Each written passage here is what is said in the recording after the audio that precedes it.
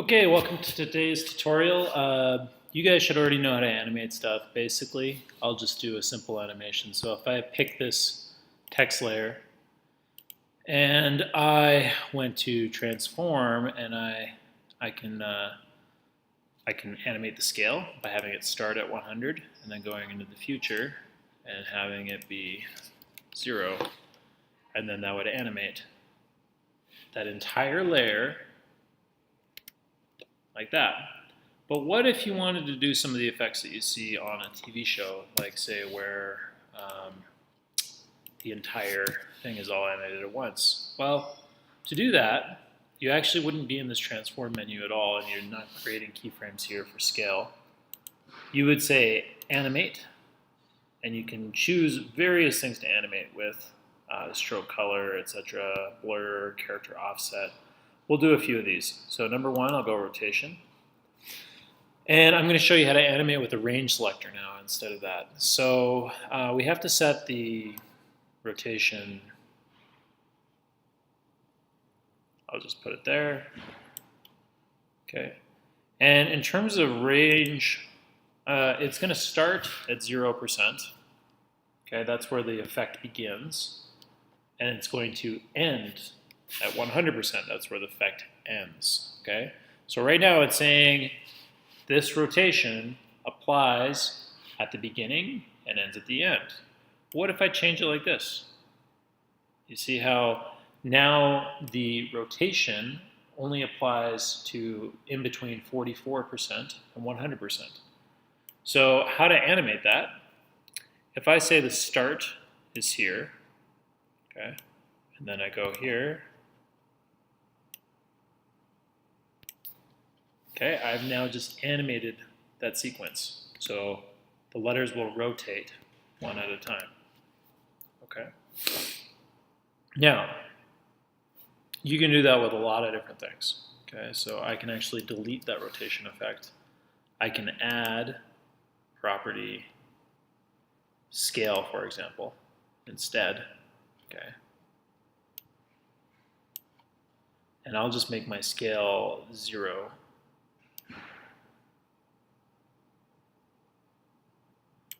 Okay, scale is 0. So right now, the scale being 0 starts at the beginning and ends at the end. But as I drag through here, what that has now done is each letter in a sequence scales up. Okay? There's lots of different things I can do here. I can add the skew property, position property. This is one of my favorite ones here. So if I make my position, and I'm just going to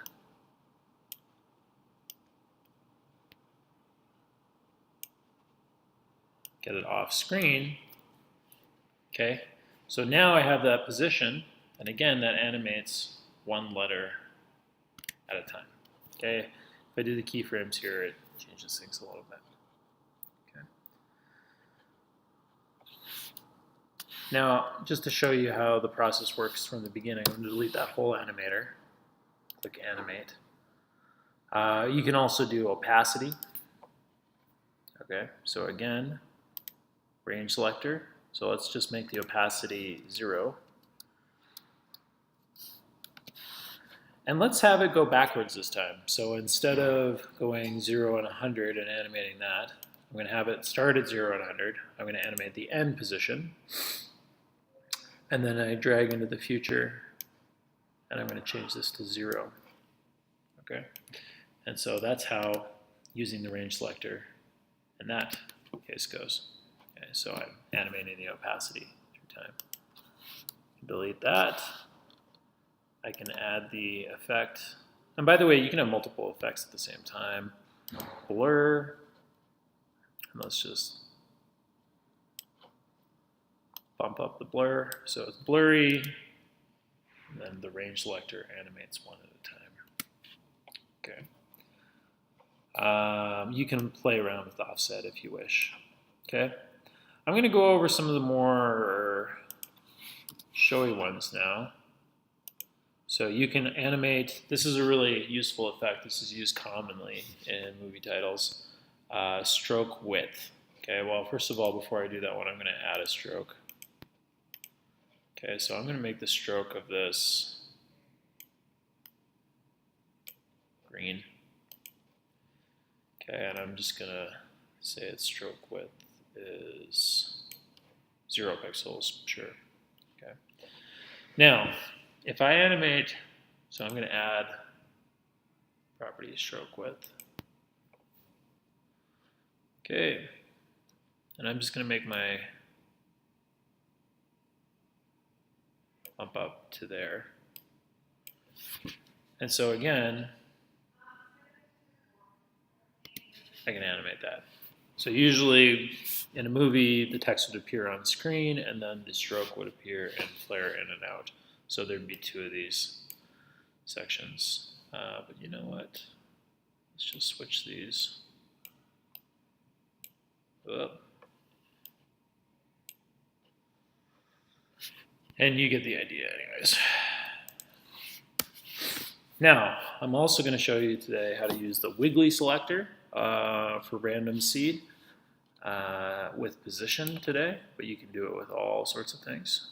So, oh, and you can also animate the stroke color, so it changes in saturation or brightness or RGB values over time, all that stuff. Same concept, but I'm going to go position.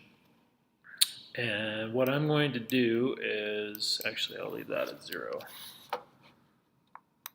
And I'm just going to leave this, I'm going to go 400. Okay. Now, to use the Wiggly Selector, I'm actually going to get rid of the range selector, so it's gone. I'm going to say add the selector Wiggly. Okay. So right now, the Wiggly Selector is there, and this is how it works. So you'd animate both the max amount and the min amount. So they start at 100, and then they end at 0. Okay, and so what that will look like animated. Okay, so there's lots of random motion there. Okay, I can actually make things a little bit better if I just say wiggles per second 0.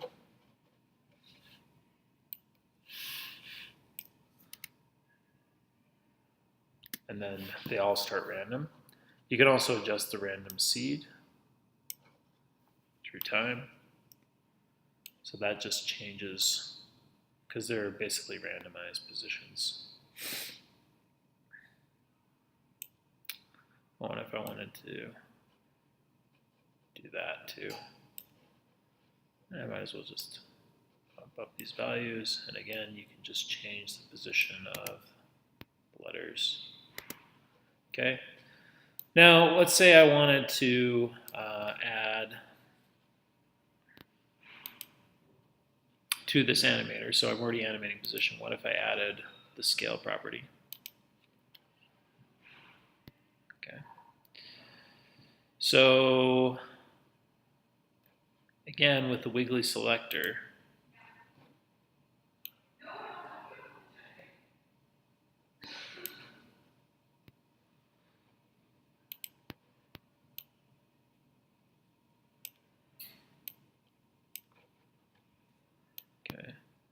so what that's going to do is animate the scale at the same time. Okay, well, that's it for animating with the animating text with the range selector and animating text with the Wiggly Selector. Yep.